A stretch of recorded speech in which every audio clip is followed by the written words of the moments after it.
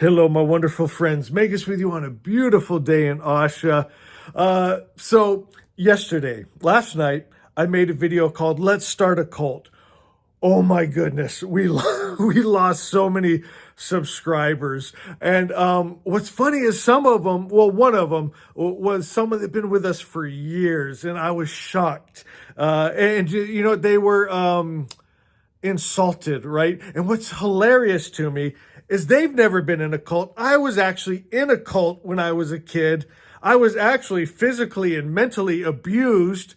And I think it's funny. I think we could either laugh about it or cry about it. But then I'm thinking, though, that person probably didn't watch the video, just saw the title and thought, that's it, Megas, I'm drawing the line. If you're here watching this, go back and watch it. And then it got me thinking more about it. If you didn't see yesterday's video, we're talking about starting a cult. We run around naked on an island, drink out of coconuts. And then I came up with this. It's our greeting. It's Aloha. It's our one commandment. Don't be a dick. It's a reminder. It means hello and goodbye. And it's a reminder. Don't be a dick. Aloha. I love that. I'm seeing our island come together. And you might be thinking, Megas, I don't want to be in a cult. But I'll tell you, you probably already are in a cult. And now this is going to offend the very people that need to hear this, and they'll shut me off. So maybe be brave enough just to listen. And then if you don't like what I said, if you don't learn from it, grow from it, you can discard it. But I think you're going to see something here. Zoroastrianism is the original monotheistic religion. And what's different from ours and every other religion in the world is our God was just the highest principle of good. Didn't get angry, jealous, hate, war, kill men, women, and children. Matter of fact, I was just having a discussion with one of my wonderful friends yesterday, and they said, why do all the other religions, it can be all the world religions, even the New Age religions, even esoteric. They all have an idea of a God that's mixed, right? It's black and white. It's love and hate. It's health and disease. It can heal our sin, sickness, and disease. Why does every other religion have that? And they're almost making like attack against me, I felt. But I'll tell you what it is, why they changed it. Because it's real hard to go in and pillage and get sex slaves and steal other people's belongings when your God is just the highest principle of good. My friends, my goodness, they had women, children, sex slaves in the Bible, right? They kill women and children. And the people, they don't realize they're in a cult. Christianity is a Roman cult. And I know that's shocking to people. Go study the history. You'll find out what I'm saying is 100% true. Christianity is a Roman cult. Now get this, the Magi love Jesus. I love Jesus with all my heart. But they give you a little bit of truth and a whole lot of lie. Because if it was all lie, all up front, you couldn't buy it. But if they'll mix it with a little truth that they can kind of hold on to, then they can fill in all this other nonsense. My friends, it's just pure evil that you'll take and think, well, there must be a reason for it. They'll tell you, well, his ways are higher than your ways. Your mind can't understand it, but he's working it out for you, and then you'll take the worst stories like Moses, killing men, women, and children, keeping little girls as sex slaves. You'll just take that. Your mind can't conceive it. Jephthah offered his daughter up as a burnt sacrifice to Jehovah because he went in and killed all the men, women, and children and brought back the spoils. Horrible, horrible stories. Abraham offering up his son Isaac as a sacrifice. And they'll justify anything and everything. I know I took an apologetics course when I went to Bible college. I've read the Bible cover to cover. It gave me OCD. It made me mad. It made me insane. I literally developed OCD from reading the Bible cover to cover. But you didn't know there's anything else.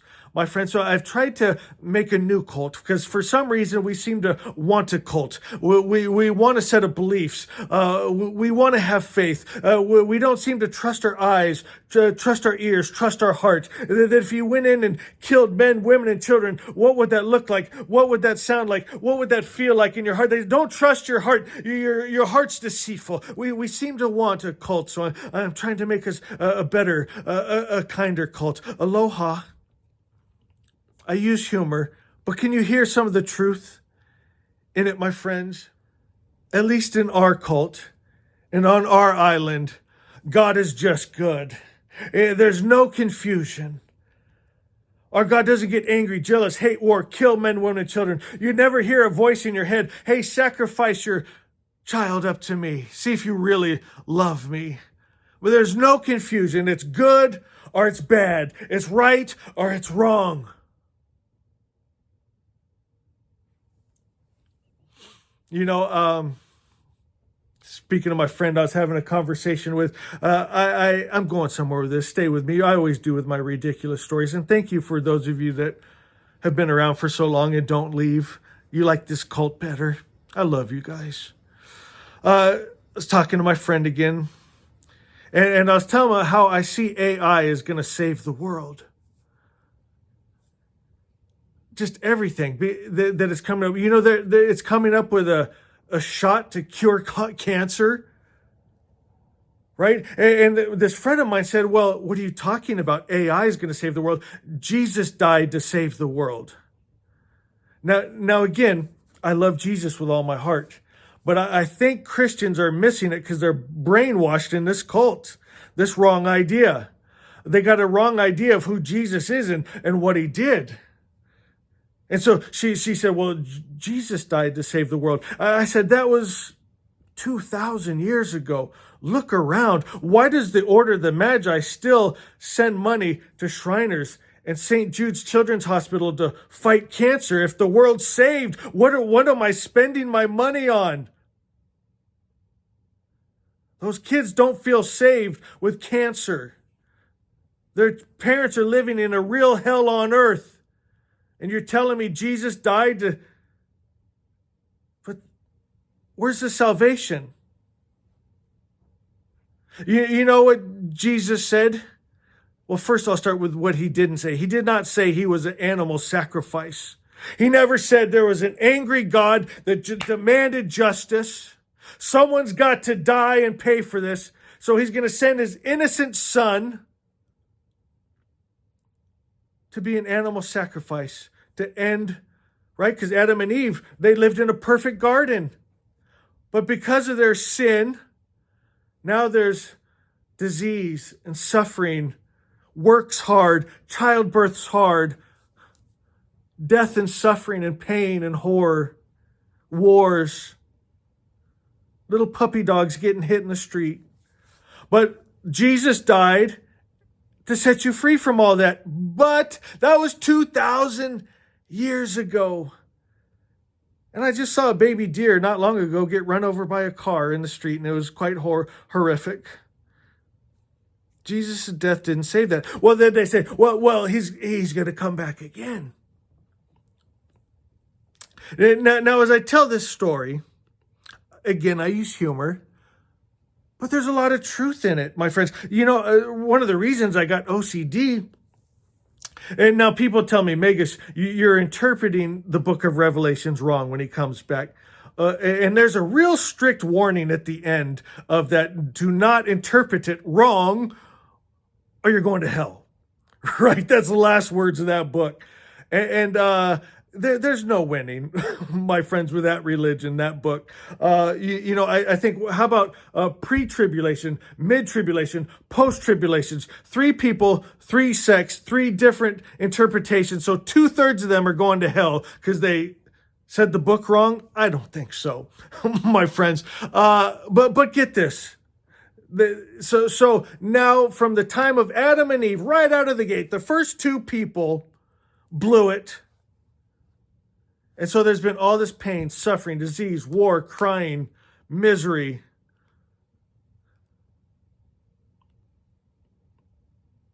But they said Jehovah's got a plan. thousands and thousands of years later of all that suffering, he's going to sacrifice his own son to appease his anger and make things right again. But then, since that happened, 2,000 years longer, nothing's changed. Might be worse. I don't know. It's pretty bad then too. It's just bad. But then they said, well, he's going to come again.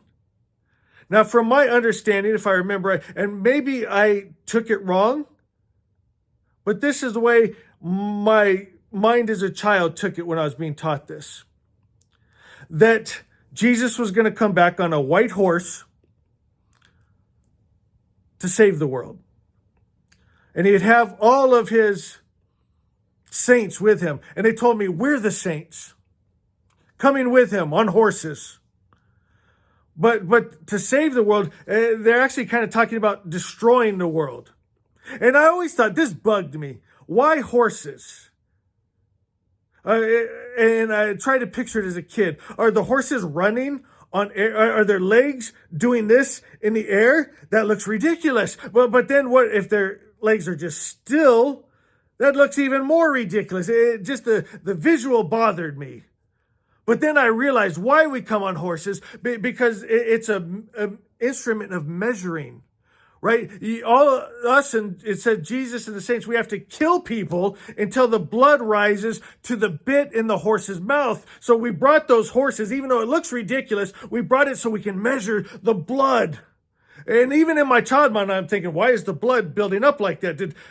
Wouldn't it disperse? Wouldn't it sink into the ground? Did we have to put out tarps so it doesn't go in the ground and kind of a crest? How do we get all that many people into this valley with tarps to be killed, to bring the blood up to the horse's bit? And then on top of that, my God, our whole lives we've been turning the other cheek, right? When they caught the woman caught in adultery and said, Jesus, do we stone her? He said, no. When James and John said, do we call down fire from heaven like Elias and destroy this town that rejected our message? He said, you don't know what spirit you're of. And so we've been so kind and peaceful. And now me and grandma and grandpa and mom and dad and all the little children that are around up in heaven singing these beautiful songs. All of a sudden, Jesus comes in and says, hey guys, we got to leave heaven for a minute. Get on our horses and kill like you've never killed before till the blood reaches the horse's bit. And you might armed as tired of stabbing men, women, and children, getting the blood to come out. And gosh dang it, the blood keeps draining into the ground and dispersing. You got to kill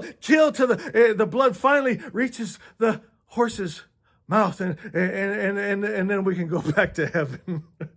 Or we can, I think maybe, were they talking about creating heaven back on earth again after we clean up the bloody fucking mess? It's a cult. It's a Roman cult. It's ridiculous. It's mad. If you look at it with plain eyes, listen with your ears, think with your heart, what does it feel like? What does it sound like?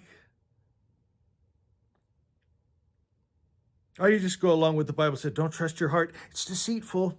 You might get tricked by a devil. You might end up on an island with Magus running around naked, drinking out of coconuts, saying aloha with a God that's just good and love and peace and joy and kind. But at least in those cults, they never say aloha, and they never take the first letters of for under consent of the king. So you got that going for you. Fuck that. Asha 9 says, I am awakened to who I am. I've shed the illusion of the lower animal. I've let go all error. I refuse to hold the vibrations, feelings, or emotions of the lie. I live only in the vibration of truth, Asha, God's highest idea of good. My eyes will not see, our ears hear the line illusion. On our island, my friends, we refuse to see those ridiculous gods, hear their stupid voices, read their dumb books. We don't allow it. It says, I turn away if I sense bad energy. If I hear a voice in my head saying, hey, sacrifice your son to see if you really love me. Turn away. No. If others choose bad energy, I remove myself from them, creating this little island where their Bibles and their Qurans, their Jehovah's and their Allahs, their Mormonism, their bullshit, their Scientology, it doesn't come into our island. And they think we're the crazy ones, maybe. But I'd rather be crazy and happy, crazy and kind, crazy and reasonable. Aloha. No one can force bad energy on me, for I am light. You can't use your fear, your hell, your shame, your guilt. Your gods, your books are not holy enough for me. I might look ridiculous to you, running around naked on my island, drinking out of coconuts, saluting everyone with my one commandment. But know this, I am light. And in light there is no darkness. This opinion, this thought is the key to the kingdom. And this wisdom rules both worlds. Sometimes I use humor. I try to be a little shocking. I want you to think about it. Think about the F word that you're told is the worst thing you can do. Taking the first letters for under consent of the king. But you can have slaves, sex slaves, children, women, slaves, kill men, women, and children, steal from others because they don't have your God. Sacrifice your children, stone your children when they're disrespectful. Horrible stories, stories that don't make sense, have proven not to be true, but people are lost in a cult. I know cults well. I think I'd be great to start one because I was in one. But if we all need a cult, how about we make a better cult? A good cult, a fun cult, a loving cult. A cult where nothing occurs at the expense or harm of another, where we actually love each other and bless each other and want the best for each other. Go to the comments. Let me know what you thought. And aloha. I love you.